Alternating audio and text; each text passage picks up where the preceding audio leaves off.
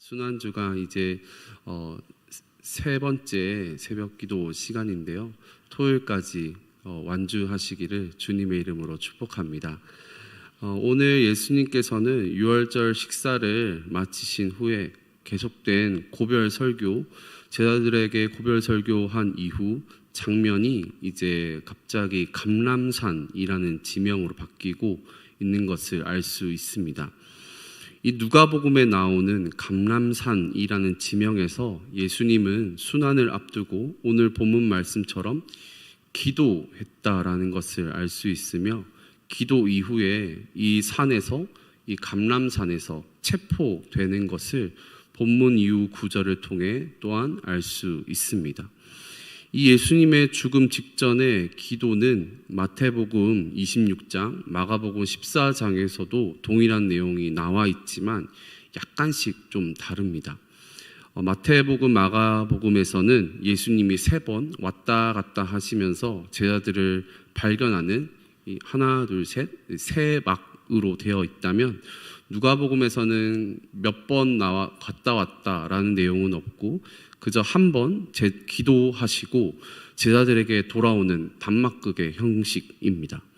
마태복음, 마가복음에서는 예수님께서 기도한 장소가 겟세마네, 기름 짜는 틀이라는 의미인데, 이 겟세마네라는 곳으로 명시되어 있고, 지명으로 찾아보니까 이 겟세마네라는 곳은 이 감람산에서 올라가는 기슭 중에 또한 더 좁은 의미의 지명이더라고요. 어쨌든 감람산 안에 있는 그 지명의 겟세마네를 얘기했다면, 오늘 누가복음에서는 본문 말씀처럼 감람산이라는 지명으로 나와 있습니다. 마태복음, 마가복음에서는 세 제자, 아시다시피 베드로, 야고보, 요한만 데리고 기도의 산으로 겟세마네로 올라갔다라고 되어 있는데, 나머지 제자들은 여기 앉아 있으라라고 두 책에는 얘기합니다. 그런데 오늘 누가복음에서는 단순히 예수님이 감람산에 올라갔을 때 제자들도 쫓았다라고 기록되어 있습니다. 그래서 오늘 읽은 본문 후반절 45절에 보시면 제자들 모두에게, 그 베드로, 야고보, 요한에게만 얘기하는 것이 아니라 제자들 모두에게 시험에 들지 않기를 기도하라라고 명령하십니다. 마태복음, 마가복음에서는 제자들의 잠들어 있는 모습을 보시고 깨어 있으라라는 말씀으로 계속 반복하고 있지만, 상대적으로 누가복음에는 이 기도하라라는 말씀이 반복되고 있습니다. 시험에 들지 않기를 기도하라라는 말이 앞에 맨 처음에 39절부터 마지막으로 46절까지 이 기도하라라는 단어만 4개나 오늘 본문에 여러분과 제가 함께 읽었습니다. 누가복음에서만 무릎을 꿇었다, 땀이 피가 되었다, 천사가 나타나 힘을 도왔다라는 표현들이 이 기도의 내용들, 기도의 모습들을 더 구체적으로 이렇게 나타나 있습니다. 이러한 마태복음, 마가복음 속에 있는 모습과 비교함을 통해서 우리는 특별히 이 누가복음, 예수님의 기도하시는 모습을 통하여 특별히 더 많이 기도에 관한 교훈으로 받아들일 수 있고, 기도가 시험을 이길 수 있는 무기이며, 기도의 내용이 내 뜻이 아닌 아버지의 뜻대로 되기를 원한다가 되어야 하고, 기도의 올바른 자세야말로 무릎을 꿇고 천사의 도움을 받으며 땀방울이 핏방울이 되도록 열심히 해야 한다라고 말씀을 하고 있는 것이죠. 오늘 말씀을 통해 기도 앞에 수식되어진 부분을 함께 살펴보면서 기도에 대해 함께 말씀 가운데 나누어 보고자 합니다. 40절에 보시면 기도하라라고 앞에 유혹에 빠지지 않게 기도하기라고 적혀져 있습니다. 41절에 보시면 무릎을 꿇고 기도하기라고 되어 있고요. 44절에 보시면 힘쓰고 애써 더욱 간절히 기도하기라고 되어 있습니다. 마지막 46절에는 시험에 들지 않게 일어나 기도하기라고 마지막으로 적혀져 있죠. 첫 번째 40절에 보시면 유혹에 빠지지 않게 기도하라라고 말씀하시는데요. 오늘 본문 마지막 46절에 보시면 시험에 들지 않게 기도하라라고 나오는 유혹과 시험, 그러니까 40절의 유혹과 46절의 시험은 같은 헬라어 단어를 쓰고 있습니다. 오늘 본문의 기도의 이유는 A부터 Z까지 처음과 끝까지 유혹으로 시작하여서 유혹으로 끝난다라고 할 수 있는데요. 기도의 동기와 과정, 그 결과까지 우리는 유혹과 이 시험을 이겨내기 위해 기도해야 한다라고 할 수 있습니다. 우리의 삶, 여러분의 삶 가운데 어떤 유혹과 시험이 있으십니까? 이 유혹과 시험은 외부적인 요인이 있고 내부적인 요인이 있는 것 같습니다. 이분법적으로 이 외부적과 내부적인 것이 따로 떨어져 있는 것은 아니겠지만 서로 영향을 주면서 하나님과 나, 그리고 나와의 관계, 나와 타자의 관계를 이 요인들이 모두 단절시키고 파편화되게 만드는 것이 유혹과 시험입니다. 외부적인 요인은 세상의 것을 사랑하는 것에서 나옵니다. 요한일서 2장 16절에 세상에 있는 모든 것이 육신의 정욕과 안목의 정욕과 이생의 자랑이니 다 아버지께로부터 온 것이 아니요 세상으로부터 온 것이라 라고 적혀져 있습니다. 17절 이 세상도 그 정욕도 다 지나가지만 하나님의 뜻을 행하는 자는 영원히 거하느니라 라고 적혀져 있어요. 세상에서 오는 카테고리가 세 가지를 얘기하는데 썩어질 것, 유한한 것이 다 지나간다라고 요한일서에는 표현합니다. 그러면서 이것들, 세상에 오는 이것들을 사랑하지 말라라고 이전 9절, 15절에는 말씀하십니다. 15절 이 세상이나 세상에 있는 것들을 사랑하지 말라. 누구든지 세상을 사랑하면 아버지의 사랑이 그 안에 있지 아니하니라고 적혀져 있습니다. 만유보다 크신 주님이시기에 만유, 즉 세상을 사랑한다면 우리는 만유를 지으시고 만유보다 크신 주님을 볼 수 없게 됩니다. 그 주님을 사랑할 수 없습니다. 또한 천지 만물보다 귀한 존재로 하나님께서 여러분과 저를 창조하셨기에 썩어지고 유한한 어떠한 천하 만물의 피조물을 사랑한다면 표현을 의지한다면, 의존한다면으로 바꿀 수도 있겠죠. 이것들을 그렇게 한다면 우리는 그 안에서 참된 만족을 영원토록 느낄 수 없습니다. 하나님을 사랑하지 않고 다른 원초적인 것, 세상적인 것, 썩어지고 유한한 것에 대한 사랑의 왜곡이 편애 아니면 질투, 욕심으로 발현되어집니다. 구약시대에는 그러한 왜곡이나 욕심이나 편애가 우상이라는 보이는 것으로 나타나고 우상숭배라는 형태로 드러났다면 신약시대에는 좀 더 깊은 차원으로 나타납니다. 골로새서 3장 5절 말씀에 그러므로 땅에 있는 지체를 죽이라 곧 음란과 부정과 사욕과 악한 정욕과 탐심이니 탐심은 무엇이라고 말씀하십니까? 우상숭배라고 얘기하죠. 우리는 이러한 유혹과 욕심을 제거해 달라고 기도해야 합니다. 그리고 만약 나의 인생에 있어서 이러한 유혹과 욕심에 대한 민감성을 갖게 해달라고도 기도해야 합니다. 많은 이들이 기도의 동력 자체를 상실한 채 살아가고 있습니다. 죄가 죄인 줄도 모르고 유혹이 유혹인 줄도 모르고 광명한 천사이고 거짓의 아비인 사단에게 마음이 빼앗기고 생각이 빼앗긴 채 살아가고 있습니다. 여러분들이 당연시 여기고 있고 여러분들이 제가 놓지 못하는 무언가가 여러분을 하나님으로부터 멀어지게 만드는 기도 제목이 될 수 있습니다. 여러분들의 자식일 수도 있고 여러분들의 자존심일 수도 있습니다. 이 땅의 관영에 있는 만몬, 즉 돈을 사랑하는 마음일 수도 있고 청년들에게는 결혼, 취업, 내가 포기할 수 없는 어떤 무언가일 수가 있습니다. 그러한 것에 가지고 빠지지 않도록 우리는 기도해야 하는 것이죠. 예수님께서 어떻게 기도하셨습니까? 육신의 몸을 입고 오신 전지전능하신 예수님조차도 우리에게 기도의 본을 보여주시기 위해 직접 몸을 움직이셔서 오늘 본문 말씀처럼 습관에 따라 다른 이들을 데리고 함께 기도하셨다라는 것이 39절에 나와 있습니다. 여러분의 기도의 골방은 어디이십니까?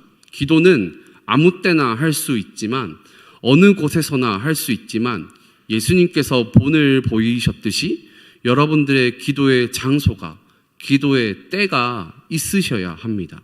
그 장소가 여러분의 습관이 되셨을 때 그리고 그 장소가 함께 기도하는 장소로 모일 때 그 기도는 예수님께서 하나님께서 기뻐하시는 능력의 기도가 되는 것이죠. 기도의 능력의 시작을 경험하고 싶으십니까? 뭔가 새로운 일이 일어나길 원하십니까? 막힌 담을 헐어버리고 싶으십니까? 뭔가 대단한 성지순례나 영험한 기도원이나 순교자의 터 같은 것도 영적인 인사이트를 줄 수 있겠지만 이곳 여러분의 습관의 기도의 장소를 포기하지 마시기 바랍니다. 기본의 장소, 기본의 시간, 기본의 습관을 존중하시기 바랍니다. 사단은 우리에게 속삭이는 것이죠. 이 성경 외에 다른 것도 좋은 것이 있을 것이다. 뭔가 기본적인 담백한 기도는 재미없지 않지 않느냐? 이러한 사단의 유혹에 넘어가지 마시고 이 대덕한빛교회 새벽에 이 시간을 여러분들의 기도의 골방의 장소가 되시길 주님의 이름으로 축원합니다. 이 기도를 통하여 하나님께서 하나님의 일을, 하나님의 뜻을 시작하실 것입니다. 두 번째로 기도의 방법인데요. 41절에 보시면 무릎을 꿇고 기도했고 44절에 보시면 힘쓰고 애써 더욱 간절히 이 세 가지 표현을 써서 기도했다라고 말합니다. 보통 신약 성경의 유대인들의 일상적인 기도 자세는 서서 이렇게 기도하는 모습을 보이는 것이죠. 누가복음 18장에서도 바리새인 이 세리의 기도를 우리는 잘 알고 있을 텐데요. 바리새인은 서서 따로 기도하여라고 적혀져 있습니다. 반면에 13절의 세리는 멀리 서서 감히 눈을 들어 하늘을 쳐다보지 못했다라고 표현하고 있어요. 이처럼 예수님의 모습은 겸손의 모습이고 예수님 자신 안에 내적 갈등에 소용돌이 치는 모습을 볼 수 있습니다. 기도의 본을 보여주신 예수님처럼 이 예수님의 모습이 또한 사도행전에서 예수님의 부활 이후에 사도행전의 여러 제자들의 모습이 이 예수님의 모습처럼 기도합니다. 사도행전 7장 스데반의 모습입니다. 무릎을 꿇고 크게 불러 이르되 주여 이 죄를 그들에게 돌리지 마옵소서. 사도행전 9장 베드로의 기도의 모습입니다. 베드로가 사람을 다 내보내고 무릎을 꿇고 기도하고 사도행전 20장 바울의 기도의 모습입니다. 이 말을 한 후 무릎을 꿇고 그 모든 사람들과 함께 기도하니 과거에 구약시대의 야곱의 환돌뼈가 천사에 의해 꺾여졌을 때 이처럼 예수님과 수많은 예수님의 제자들의 무릎이 꺾여졌을 때 내 뜻이 아닌 주님의 뜻으로 되길 원하는 기도를 주님께서 하시는 것이죠. 그렇게 하는 이유가 무엇입니까? 내 뜻보다 주님의 뜻이 더 선하신 길이고 옳은 길이고 가장 완벽한 길임을 신뢰함과 동시에 내 뜻대로 할 수 없는 것이 내 인생이고 내가 내 인생의 주인이 될 수 없다는 강한 확신의 표현으로 인간의 무릎이 꺾이게 되는 것이죠. 사랑하는 대덕한빛교회 성도님 여러분, 여러분의 무릎이 꺾여지시길 주님의 이름으로 축복합니다. 여러분의 돈의 무릎이 꺾여지시고 여러분의 자존심의 무릎이 꺾여지시며 여러분의 안정감의 무릎이 꺾여지시길 바랍니다. 그 꺾여짐이 일시적이고 유한한 관점에서 보면 손해인 것 같아 보이고 피해인 것 같아 보이고 피해받는 것처럼 보이고 주님의 십자가 앞에 꺾여지는 피해 입는 것처럼 느껴지지만 주님의 십자가 앞에 이 꺾여지는 손과 발 그리고 머리 그리고 무릎을 우리가 예수님의 그 꺾여지는 모습을 볼 때에 우리가 무슨 말을 더 할 수가 있겠습니까? 더 중요한 것은 우리가 이 꺾여지는 인생으로 결말 지어지는 것이 아니라 완벽한 반전, 완벽한 결말로서 예수님께서 부활의 몸, 영광의 몸으로 다시 살아나셨다라는 것입니다. 예수님께서 죽으심으로 끝나는 것이 아니라 다시 사셨기에 그 사신 것도 그냥 사신 것이 아니라 영광과 부활의 완벽한 몸으로 부활하셨듯이 우리에게도 가장 복되고 선한 구원과 부활의 길로 결국에는 종말에는 인도해 주실 것을 믿음으로 선포하는 것입니다.